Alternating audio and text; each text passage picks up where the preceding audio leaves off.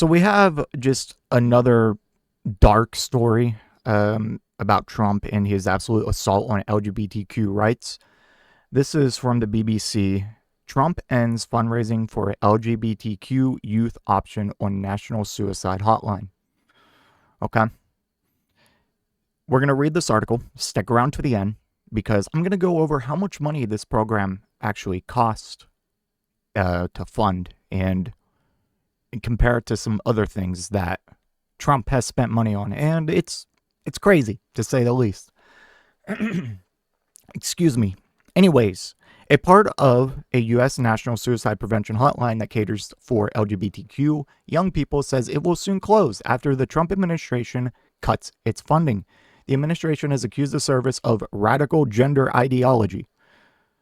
Pretty much the same kind of line of attack or line of reasoning he does for anything that's like just generally good and meant to help people. Like, how many times? How many times are we going to see this? Like, how many fucking times? It says it will still fund the wider 988 Suicide and Crisis Lifeline, of which the LGBTQ youth option is one part, and that all callers will receive compassion and help. It's one of those things where they're like, yeah, we're going to cut a giant chunk of funding for a program, but don't worry. Don't worry. It's going to be just as effective as before. It's going to be more effective. This is making it more efficient. Like, the quality of this program or of this hotline, it's not going to go down. Like, same thing all the time. The Trevor Project, an organization that helps to run the LGBTQ option, said the decision would have a harmful impact on vulnerable young people.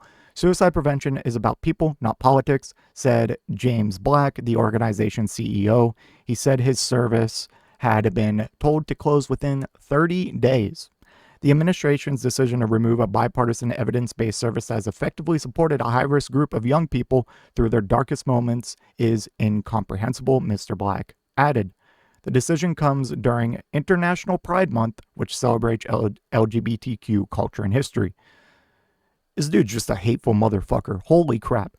The news also arrived ahead of a U.S. Supreme Court decision on a Tuesday that the state of Tennessee's ban on transition-related healthcare for minors who identify as transgender. I did a video on that yesterday. Feel free to go check it out for more information. The General 988 Lifeline offers free mental health support via call, text, or chat. It is funded by the Substance Abuse and Mental Health Services Administration, a subsidiary of U.S. Health and Human Services, HHS. Currently, LGBTQ young people can select option 3 from a call menu in order to connect with counselors. After these changes, the remaining 988 Lifeline services would focus on serving all help seekers, including those who previously chose to access LGBTQ youth services, SAMHSA said, but the hotline would no longer silo LGBT, what the fuck am I on about? No longer silo LGB plus youth services. SAMHSA wrote in a statement, omitting the T in the Q that refers to transgender and queer people in the LGBTQ acronym. Jesus Christ, man. Officials at HHS proposed cutting the 988 Lifeline's LGBTQ youth services last week. In a statement to NBC News at the time, an HHS spokesperson described the option as a chat service where children are encouraged to embrace radical gender ideology by counselors without consent or knowledge of their parents. Oh my fucking god. These people are so weird. They're such fucking freaks. Holy my god. These people just are disgusting. They are gross. Like I swear these people go to sleep at night and even during the day, all they can think about is, oh, I hate trans people. Oh, the LGBTQ community. Oh, so gross. Oh, they make me uncomfortable. Like, it's all these freaks fucking think about. And then they turn around and say, the left needs to stop talking about it. Like, Jesus Christ. The law received bipartisan support, including from Donald Trump, who was then serving his first presidential term and signed the bill into law. Yeah, just to show you how just absolutely off the deep end Trump has gone. Like, I remember back in 2016 to 2020 on the campaign trail, and as hinted by this law, he was pretty pro LGBTQ. He had some based rhetoric on it.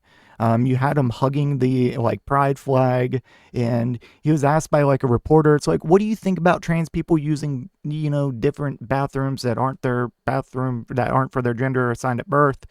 He's just like, I don't care. Like, just like, I don't care. Just use whatever bathroom you're comfortable with. That was Donald Trump back in 2016. My God. According to the 988 Lifeline website, LGBTQ communities are disproportionately at risk for suicide and other mental health struggles due to historic and ongoing structural violence. I wonder what those numbers are going to look like now, just with the absolute assault that Trump is doing on I'll just say LGBTQ rights as a whole, primarily focused towards trans people. The Trevor Project began providing its services through the 988 Lifeline in 2022. In 2024, it served more than 231,000 crisis contacts. The organization said in a statement, it says it will continue to provide its own independent services. The decision to eliminate the 988 Lifeline's designated LGBTQ youth option comes amidst Trump's push to curtail services, support, and access for transgender people across the federal government. He has pushed to end diversity, equity, and inclusion policies, DEI, within the federal government, arguing that such programs are themselves discriminatory. Oh my God. They think, I always go on this rant, but they think that DEI means hire this many black people, hire this many trans people, hire this many gay people, hire this many lesbian people, deny that white fucking cis person. That's not what it was like. It was all about access and awareness. Oh my God, I don't know how many more times I have to go over this.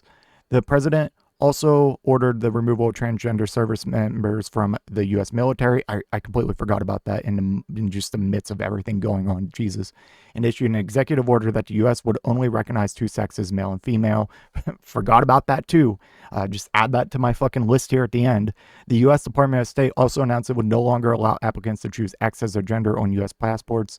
Instead, transgender individuals must choose male or female corresponding to their sex assigned at birth. Such important issues. Such important issues. So let's talk about the cost. You want to know how much it costs to fund this hotline specifically, or this option? $33 million. In other words, less than Trump's failure of a military parade, which was $45 million, and almost on par with, and this is lowballing it, the cost of Trump's golf trips so far in his second term, which is at $30 million. That's not even factoring in for him showing up at the Super Bowl or showing up at the UFC every other fucking week. Like, my God, such $33 million is pennies. It's not even a penny in the grand scale of the U.S. government. But hey, I don't even think this is for cost cutting. I think this is just because he fucking hates trans people, okay? What else do you want me to say? But this 33 million and this specific extension of the hotline was very important because it was for LGBTQ-specific counselors who can better work and emphasize with the LGBTQ community. Just monstrous. This is all driven and fueled by just complete, blatant hatred. Like you have what we just talked about, the what was it? The ban on trans people from serving in the military, the executive order for only two genders, the making it so you can't select X or whatever on your passport, and then you can couple that with the ban from trans women in sports. And that was government overreach, for one, and the fact that he took it to a whole new level by threatening all federal funding for universities and states if they didn't comply over like the fucking one or two trans people. Insane. Government overreach. Talk about something that should be left up to the states or the local organizers or whoever's hosting said sporting event. Jesus Christ, I digress. So pair that with that. And also with ending gender-affirming care, removing the T in the LGBTQ on government websites, removing the pride flag from federal buildings. Like, this dude hates the trans people, but just the overall LGBTQ community as a whole. It's insane. And yeah, MAGA. My MAGA hogs, my MAGA pigs. and my little piggies, my big obese piggies in the comment section. Is this making the country better? Is this improving your wages? Is this lowering inflation? Is this making education more affordable? Is this making our infrastructure better? Oh, wait. Go ahead. Go ahead. Tell me what this actually improves.